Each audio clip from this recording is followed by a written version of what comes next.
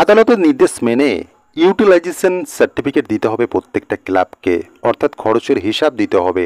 পূর্বের যে নির্দেশগুলো কলকাতা হাইকোর্ট দিয়েছিল সেই নিয়ম মাফিকই সাম্প্রতিককালে যে অনুদান রাজ্যের শাসক ঘোষণা করছেন এবছরের পুজোর ক্ষেত্রে যে সমস্ত ক্লাবগুলি এই অনুদান পাবে, সেক্ষেত্রে যদি তারা ইউটিলাইজেশন সার্টিফিকেটটা আদালতের নির্দেশ মোতাবেক দেয় তবে তারা অনুদান পাবে, অন্যথায় অনুদান তাদের জন্য বন্ধ হচ্ছে। কলকাতা হাইকোর্ট কিন্তু এই নির্দেশটা দিচ্ছে এবং সাম্প্রতিককালে এই যে মামলা আমরা জানি বছর বছরই বলা যেতে পারে যে এই যে অনুদান নিয়ে প্রশ্ন ওঠে, মামলাকারীরা প্রশ্ন তোলেন যে সরকারি টাকা কিভাবে ক্লাবগুলিকে দেওয়া যায়, সরকারি অনুদান সরকারি টাকা সঠিক খাতে খরচ করা হচ্ছে না, করছে না রাজ্যের শাসক, ভোট বাক্সের জন্য কার্যত এই অনুদানগুলো তিনি দিচ্ছেন, এমনটা অভিযোগ কিন্তু বরাবরই ওঠে এবং সাম্প্রতিককালেও কিন্তু মামলা হচ্ছে এবং সেখানে কিন্তু এই মামলা যাচ্ছে বিচারপতি সুজয় পাল এবং বিচারপতি স্মিতা দাসের ডিভিশন বেঞ্চে এবং সেখানে কিন্তু কলকাতা হাইকোর্ট জানায় আদালতে এই অনুদানের মামলায় বিগত দিনে যে নির্দেশগুলো দিয়েছিল সেই নির্দেশ মোতাবেকই প্রত্যেকটা ক্লাবকে এই বছর ইউটিলাইজেশন সার্টিফিকেট দিতে হবে।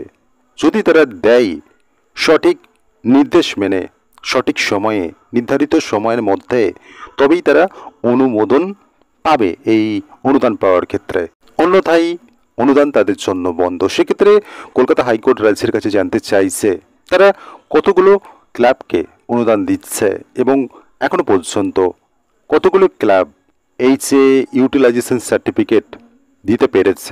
এই প্রসঙ্গে প্রশ্ন করা হলে রাজ্যের যিনি অ্যাডভোকেট জেনারেল রয়েছেন এসি কিশোর দত্ত তিনি বলছেন এখনো পর্যন্ত 41,799টি ক্লাব রয়েছে এই অনুদান পাওয়ার তালিকায়। সেক্ষেত্রে এই যে 41,799টি ক্লাবের মধ্যে মাত্র 3টি ক্লাব খরচের হিসেব দিতে পারেনি, এরকমটাই বলছেন রাজ্যের এজি। কার্যত এই যে বিষয়টা এই বিষয়টা নিয়েই কলকাতা হাইকোর্ট প্রশ্ন তুলছে।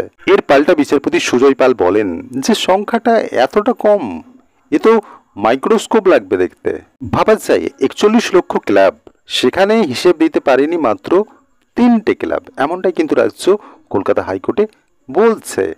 রাজ্যের এই যে রিপোর্ট আদালতে একটা বিষয়কে উত্থাপন করা যে এতগুলো ক্লাবের মধ্যে এতগুলো ক্লাব রিপোর্ট সঠিক সময় দিতে পারছে না, সেক্ষেত্রে রাজ্যের এই রিপোর্টের বিরোধিতা করছেন মামলাকারীর আইনজীবী বিকাশ রঞ্জন ভট্টাচার্য। তিনি বলছেন বেঁধে দেওয়া সময়ের মধ্যে ওই সার্টিফিকেট জমা দেওয়া হয়নি, অর্থাৎ রাজ্য যেটা বলছে সেটা কিন্তু অসত্য, এমনটাই বলছেন বিকাশ রঞ্জন ভট্টাচার্য। কলকাতা হাইকোর্ট স্পষ্টত এই নির্দেশটা দিচ্ছে আদালত বিগত দিনের যে নির্দেশ দিয়েছিল, বিগত বছরের যে নির্দেশ ছিল এবং যে সমস্ত কমিটিগুলো বা ক্লাবগুলো বিগত বছর খরচের হিসেব দেয়নি তারা অনুদান পাবে না।